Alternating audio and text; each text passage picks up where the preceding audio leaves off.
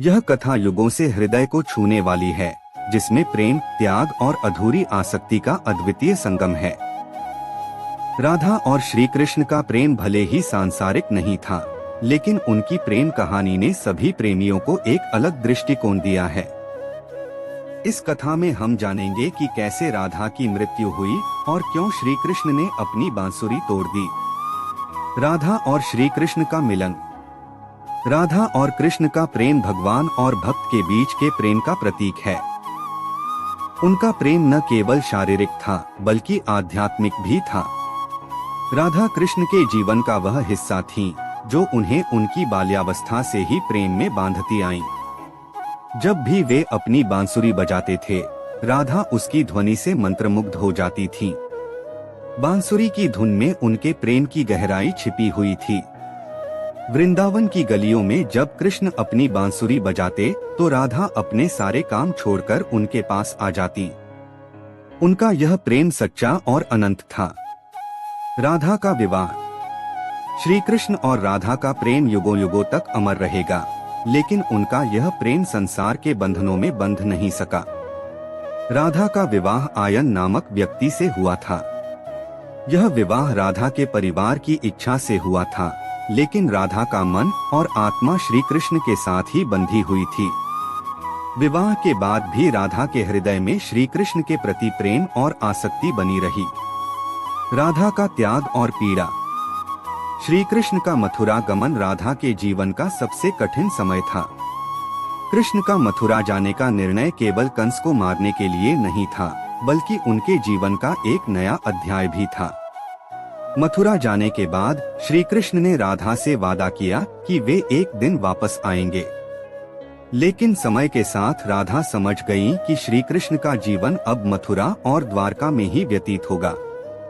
उनका प्रेम आध्यात्मिक था और उन्होंने अपने प्रेम को त्याग कर श्री कृष्ण की भक्ति में लीन हो गईं। राधा की पीड़ा यह थी कि उनके प्रेम का सांसारिक रूप कभी पूरा नहीं हो पाया। उनका प्रेम और आसक्ति उनकी आत्मा में इतनी गहरी थी कि वह अपने जीवन के हर पल में श्री कृष्ण को महसूस करती थीं। उनकी यह पीड़ा और त्याग ही उनके प्रेम को अमर बनाता है। श्री कृष्ण का द्वारका में जीवन। मथुरा में कंस का वध करने के बाद श्री कृष्ण ने द्वारका में अपना नया जीवन शुरू किया। द्वारका में वे राजा बने और रुक्मिणी, सत्यभामा आदि रानियों के साथ उनका जीवन बीतने लगा। लेकिन उनके हृदय के एक कोने में राधा के प्रति प्रेम सदैव बना रहा। राधा के बिना उनकी बांसुरी की धुन अधूरी थी। द्वारका में भी कभी कभी वे अपनी बांसुरी बजाते थे, लेकिन वह आनंद उन्हें वृंदावन में राधा के साथ बिताए गए समय के समान नहीं था। राधा की अंतिम समय की अवस्था। राधा का जीवन त्याग और पीड़ा में व्यतीत हुआ। उनका प्रेम केवल श्री कृष्ण के प्रति था और उनकी भक्ति में उन्होंने अपना पूरा जीवन समर्पित कर दिया।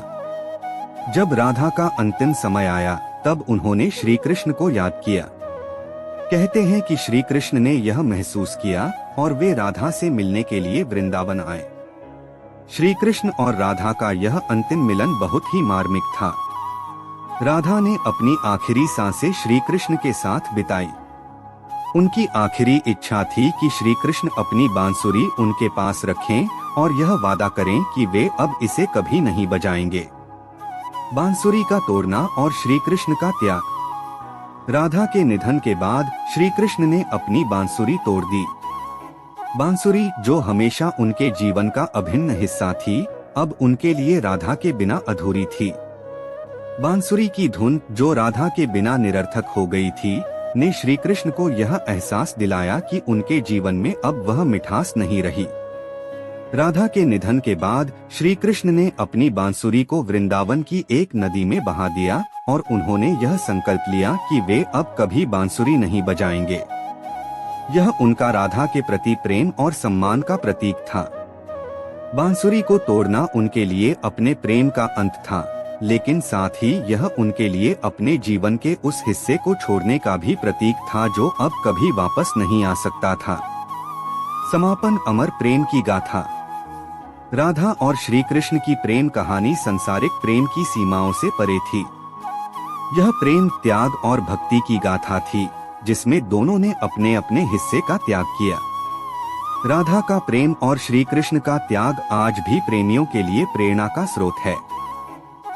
यह कथा हमें सिखाती है कि सच्चा प्रेम केवल मिलन में नहीं, बल्कि त्याग और समर्पण में भी होता है।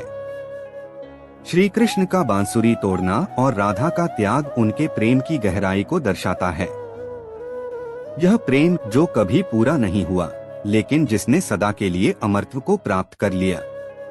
राधा और कृष्ण का यह अमर प्रेम हमें यह सिखाता है कि प्रेम में सबसे महत्वपूर्ण तत्व त्याग और भक्ति है, जो इस प्रेम को अनंत बना देता है।